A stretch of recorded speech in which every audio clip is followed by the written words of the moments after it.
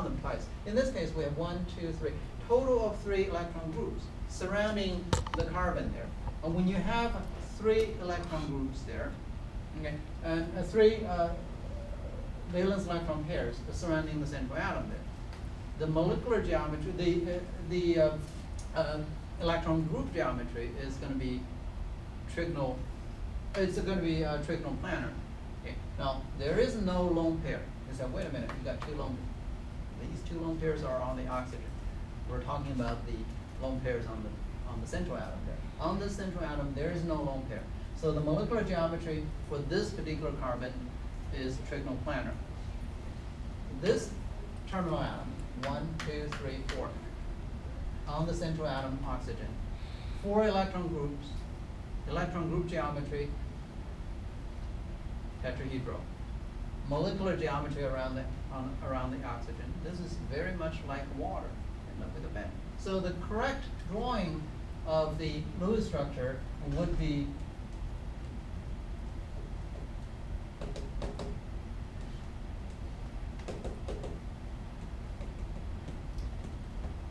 so you do have those different angles there. And in organic molecules, you end up seeing those zigzag lines connecting atoms together. That's because of the distribution of the electrons surrounding the central atom. They take a particular geometry there. Okay, so and this is what happens there. Instead of drawing everything in a straight line, we end up with the zigzag lines there. So in this case, both carbons and 1 oxygen are central.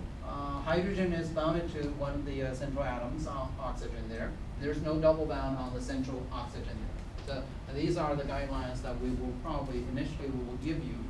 By the time you get into organic chemistry, we ask you to draw a Lewis structure there.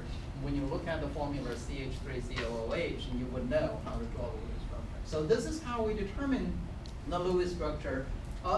This is how we determine the geometry for molecules with more than 1 central atom. You determine the geometry around each central atom, not the entire molecule. Okay, so this would be tetrahedral, this would be trigonal planar, this would be bent in terms of the molecular geometry.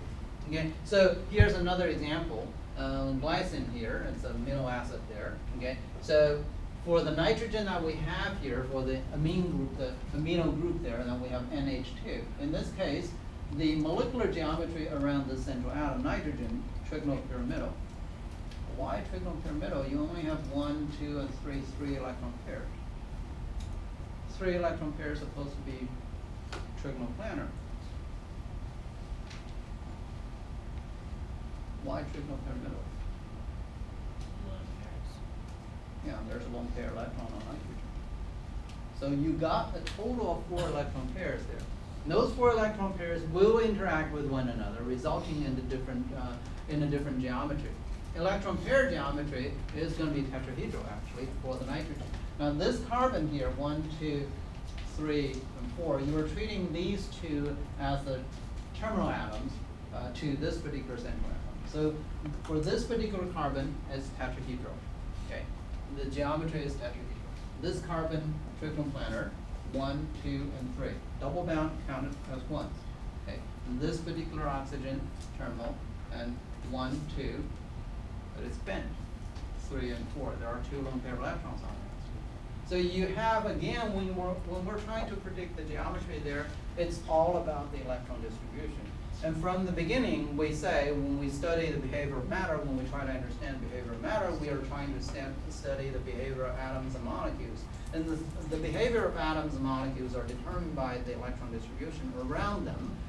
The geometry also depends on, the geometry of a molecule also is determined by the number of electrons surrounding them. So a central theme, if you will, for this course, we are trying to understand how the electrons are being distributed within an atom, within a molecule, with 1 central atom, multiple central atoms there.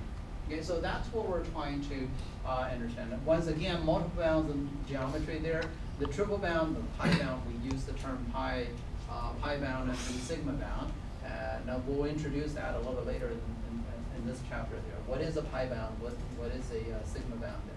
So the pi bounds and the double or triple bounds do not affect the overall shape because they are pretty much distributed within the same region in space there. So they exhibit one repulsion force to the other electron pairs surrounding them.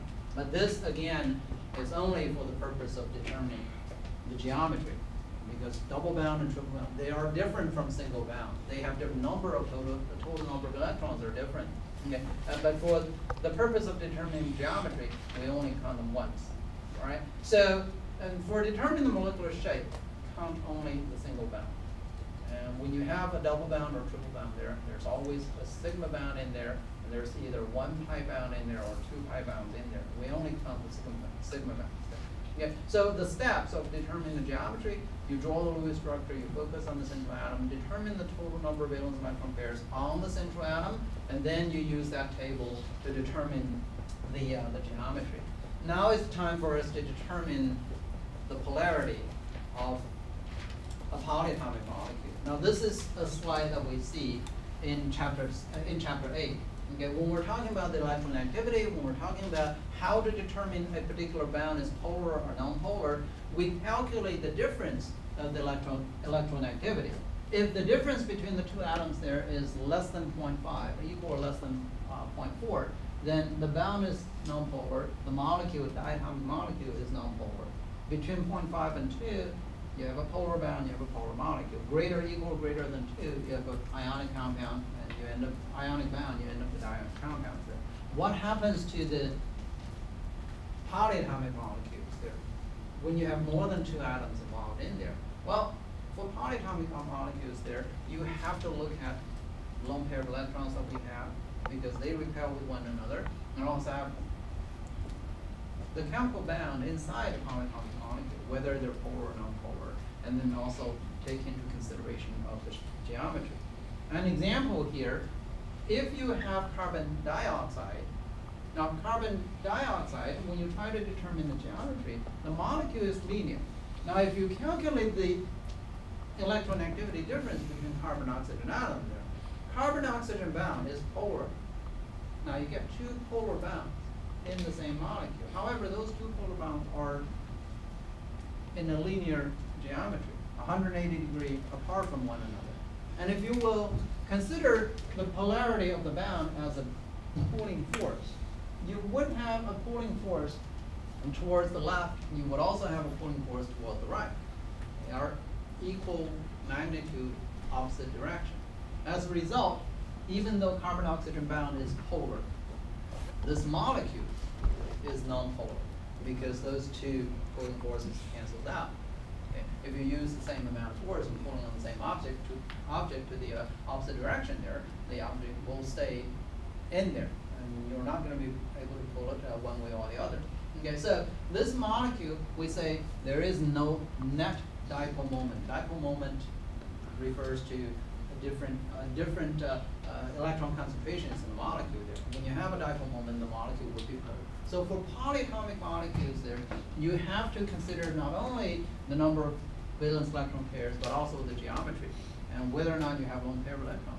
In this case, we do have a polar bound, well, two polar bounds in there, but the molecule is non-polar. Okay? Now another example, water. Now, hydrogen and carbon bound is polar. If you calculate the electron activity, hydrogen oxygen bound is a polar bound. Now these, in this case, the polar bound are not at a 180 degree angle, and the bound angle is 104.5. Okay, so